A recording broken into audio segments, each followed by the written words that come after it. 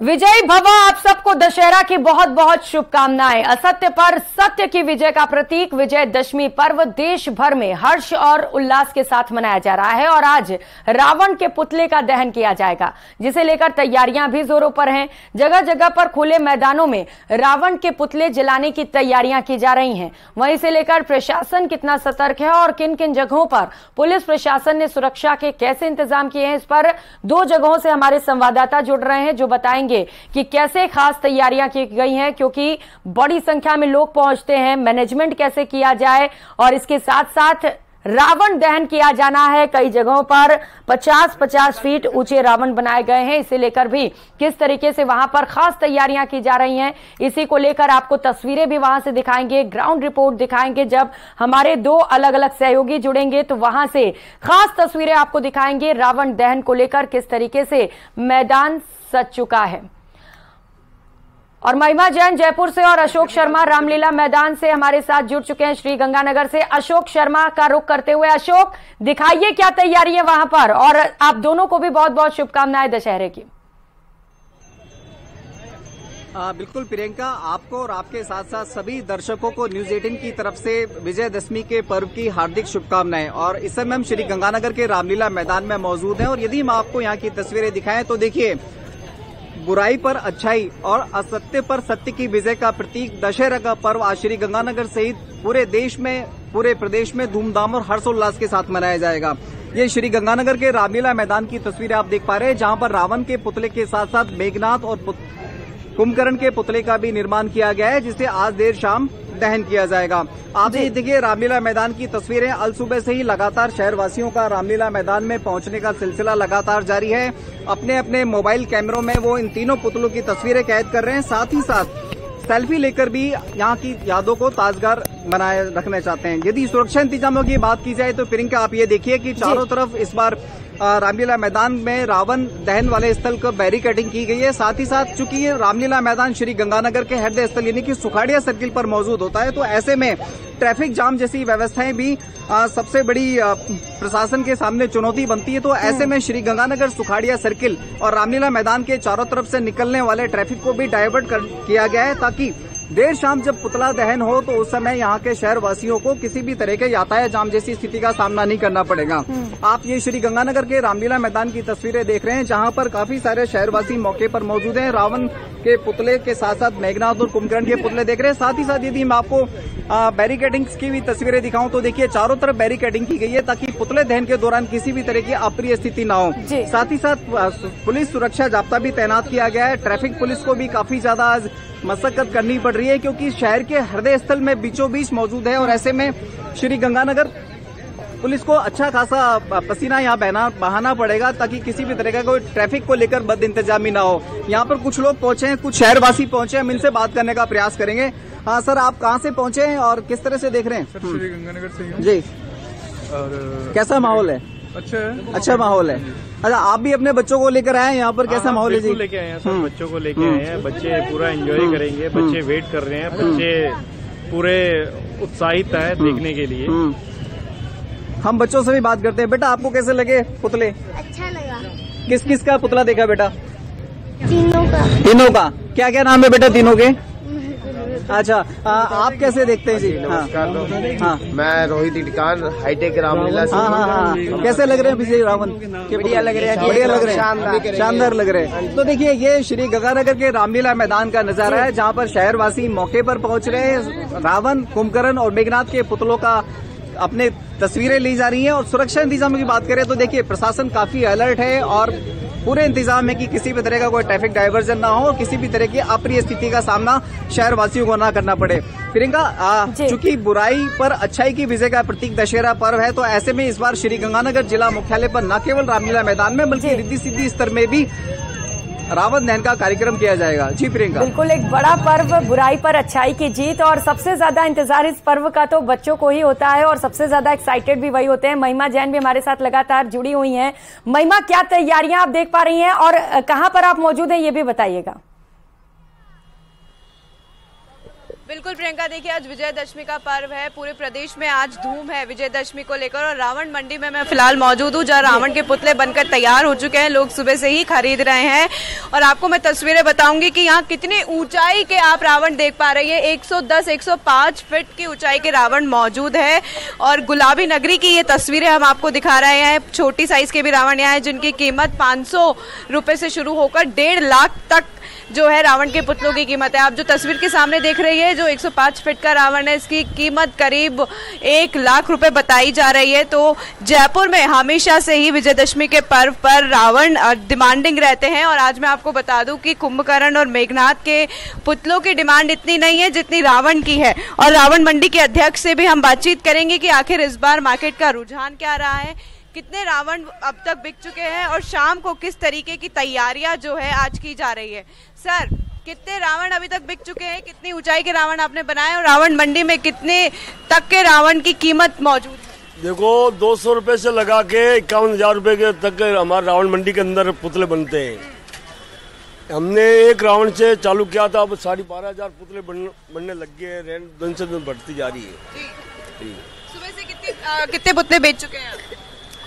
मेरे तो ऐसे मान लो 200-250 पुतले बेच चुका हूँ मैं अकेला। तो छोटे लगा के 100 रुपए वाले, 200 रुपए वाले, 500 रुपए वाले, 1000 वाले, 5000 रुपए वाले, ऐसे नहीं बेचते। अब चुनाव है तो चुनावों को लेकर कोई खास रावण तैयार किया गया है? ये बता रहा हूँ, ये गांव के अंदर 4-4 रावण चल रहे हैं।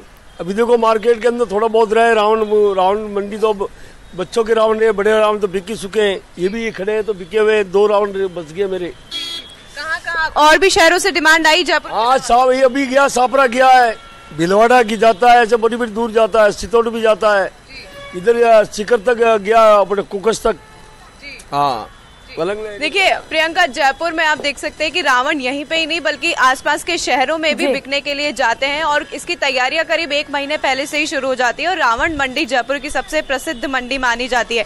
आप तस्वीरों के जरिए देख सकते हैं कि छोटे से लेके सबसे बड़े साइज तक के रावण यहाँ मौजूद है। और जैसा कि उन्होंने बताया, 500 रुपए से रावण की कीमत शुरू हो रही है जो 51,000 तक जा रही है। और ये तस्वीरें बयां कर रही है कि आज जो है विजयदशमी का पर्व है, नवरात्रा जो है समाप्त हो चुके हैं और दशमी के दिन रावण दहन के साथ पूरी तरह से नवरात्रा कंप्लीट होंगे और आज रावण दहन किया जाएगा। और आपको बता दूं, जयपुर में सबसे बड़ा रावण आज विद्याधर नगर में जलने वाला है, साथ ही राजा मार्ग दशहरा रामलीला मैदान में जलेगा, तो वहां पर भी एक नजारा देखने लायक होगा। और तैयारियों की बात करें तो प्रशासन पूरी तरह से तैनात है, चारों ओर बैरिकेडिंग कर दी गई है ताकि जब भीड़ इकट्ठी होती है तो एक साथ कोई भी दुर्घटना ना हो, क्योंकि पटाखे जलाए जाते हैं आज के दिन और रावण के आसपास के एरिया में किसी भी पब्लिक को खड़े होने की अनुमति नहीं है, क्योंकि पटाखे की चिंगारी से आग लगने का डर रहता है और दुर्घटना होने की पूरी आशंका रहती है। तो ऐसे में वहाँ प्रशासन भी तैनात होगा, जहां तक है वहां तक फायर ब्रिगेड भी रहेगी। कुछ भी अनहोनी होती है तो साथ के साथ उसको कंट्रोल कर लिया जाएगा। तो आज की ये कुछ खास तैयारियां है गुलाबी नगरी में, सबसे बड़ा रावण जो है। और शाम होते होते अद्भुत तस्वीरें भी सामने आएंगी जब बड़ी संख्या में लोग मैदानों में पहुंचेंगे जहां पर रावण दहन किया जाना है। अशोक लगातार जुड़े हुए हैं। अशोक, चूंकि पटाखे जलाए जाएंगे, भीड़ काफी ज्यादा होगी। हालांकि आप जिस मैदान में खड़े हैं अभी भीड़ नहीं है, लेकिन शाम होते होते बड़ी संख्या में लोग वहां पर पहुंचेंगे। किस तरीके की तैयारियां प्रशासन की ओर से की गई है कि कोई अनहोनी ना होने पाए और जब भीड़ वहां पर पहुंचे तो उसे लेकर भी मैनेजमेंट ठीक तरीके से हो सके? बिल्कुल प्रियंका, आप ठीक कह रही हैं। जब रावण दहन का वक्त होता है तो श्री गंगानगर के रामलीला मैदान में हजारों की संख्या में यहाँ शहरवासी जुटेंगे और ऐसे में भीड़ को मैनेज करना और किसी भी अनहोनी से निपटना प्रशासन के लिए खास चैलेंज होता है। इसी को देखते हुए श्री गंगानगर पुलिस के द्वारा जहां एक और ट्रैफिक को डाइवर्ट किया गया है, तो वहीं देर शाम जब रावण दहन होगा तो भीड़ को मैनेजमेंट करने के लिए भी एंट्री और एग्जिट पॉइंट्स भी अलग अलग बनाए गए हैं ताकि किसी भी तरह से भीड़ को परेशानियों का सामना न करना पड़े।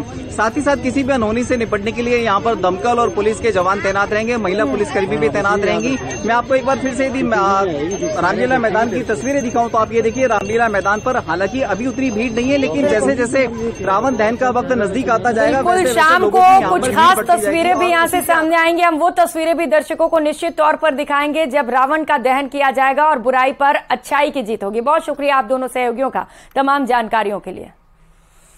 और खबर कोटा से है। दशहरा मैदान में आज विशालकाय रावण के पुतले का दहन किया जाएगा। 75 फीट ऊंचा रावण का पुतला बनाया गया है। वहीं मेघनाथ और कुंभकर्ण के 50-50 फीट के पुतले तैयार किए गए हैं। रावण का पुतला तलवार हिलाएगा, गर्दन हिलाएगा और ठाके भी लगाएगा। कोटा की गढ़ पैलेस से राज परिवार भगवान लक्ष्मी नारायण की सवारी निकालते हैं। इसके बाद राज परिवार की पूजा अर्चना होती है और फिर रावण का तीर भेदन होता है और इसी के साथ बुराई रूपी रावण को आग के हवाले किया जाता है।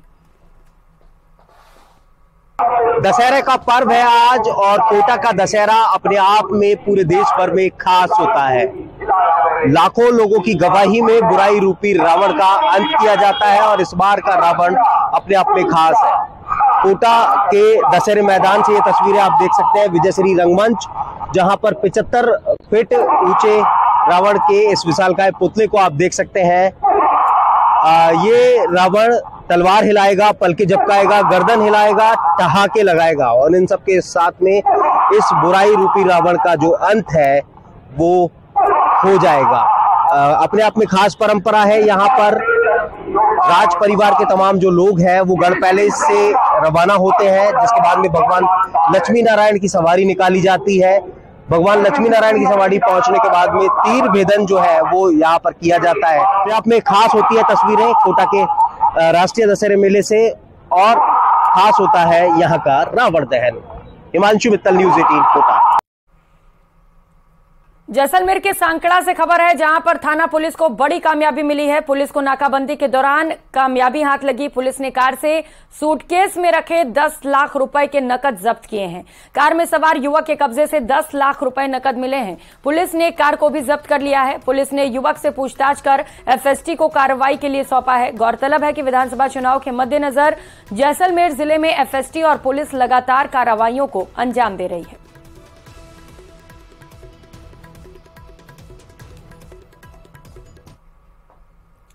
तो वहीं सीकर जिले के फतेहपुर में गोली लगने से सीआईएसएफ के कांस्टेबल की मौत हो गई। कांस्टेबल यहां चुनाव में ड्यूटी करने के लिए आया हुआ था और फ्लाइंग स्क्वाड में तैनात था।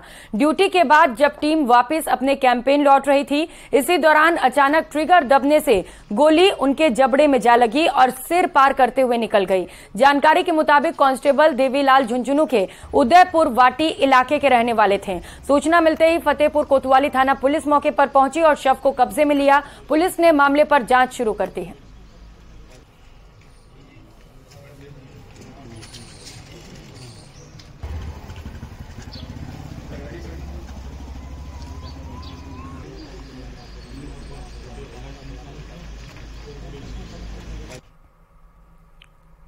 जबकि अलवर जिले के कठूमर विधानसभा क्षेत्र में आगामी विधानसभा चुनाव के मद्देनजर निष्पक्ष और भयमुक्त मतदान को लेकर कठूमर कस्बे में भारी पुलिस बल के साथ कठूमर कस्बे के मुख्य बाजार मार्गों और ग्रामीण क्षेत्रों में फ्लैग मार्च निकाला गया।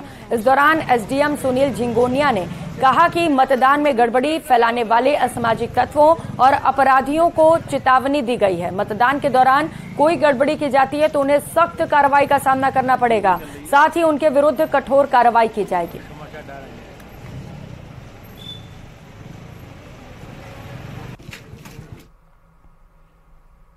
और आगामी विधानसभा चुनाव के मद्देनजर पोखरण में पुलिस की ओर से जगह जगह पर नाकाबंदी की जा रही है। साथ ही अवैध मादक पदार्थों और बिना कागजात के नकदी के परिवहन पर कार्रवाई जारी है। इस दौरान पुलिस ने तकरीबन 2.5 लाख की नकदी समेत 8 किलो चांदी बरामद की। साथ ही नाचना पुलिस ने बीकानेर से आ रही एक कार की तकरीबन 13 लाख की नकदी भी जब्त की। आरोपियों से मामले में पूछताछ जारी है।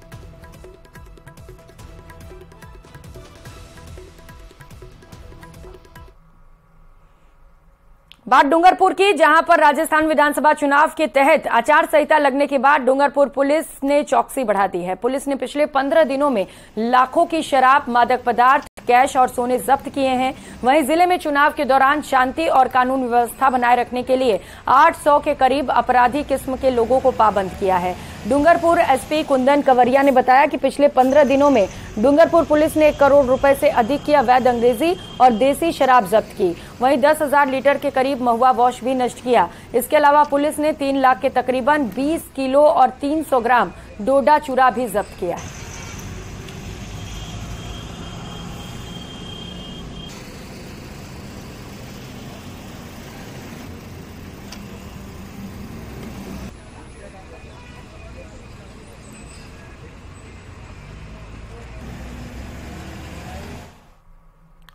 बात भीलवाड़ा की, जहां पर एक बस अनियंत्रित होकर पलट गई। हादसे में 2 लोगों की मौत हो गई, जबकि 6 से ज्यादा लोग घायल हैं।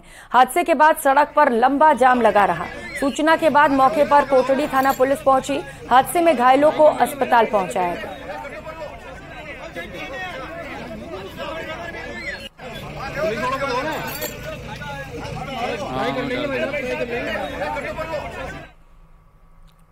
और केकड़ी के टोडा रायसिंह से बड़ी खबर सामने आ रही है, जहां पर वन क्षेत्र में शव मिलने से सनसनी फैल गई। अंकुश धोबी के रूप में मृतक की पहचान की गई है।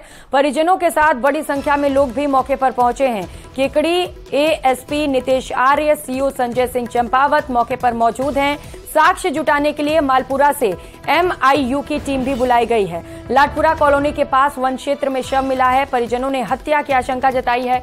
शव उठाने से परिजनों ने इनकार कर दिया है। मामले पर कार्रवाई की मांग, आरोपियों को गिरफ्तार किए जाने की मांग की जा रही है और परिजनों ने शव उठाने से साफ इनकार कर दिया है।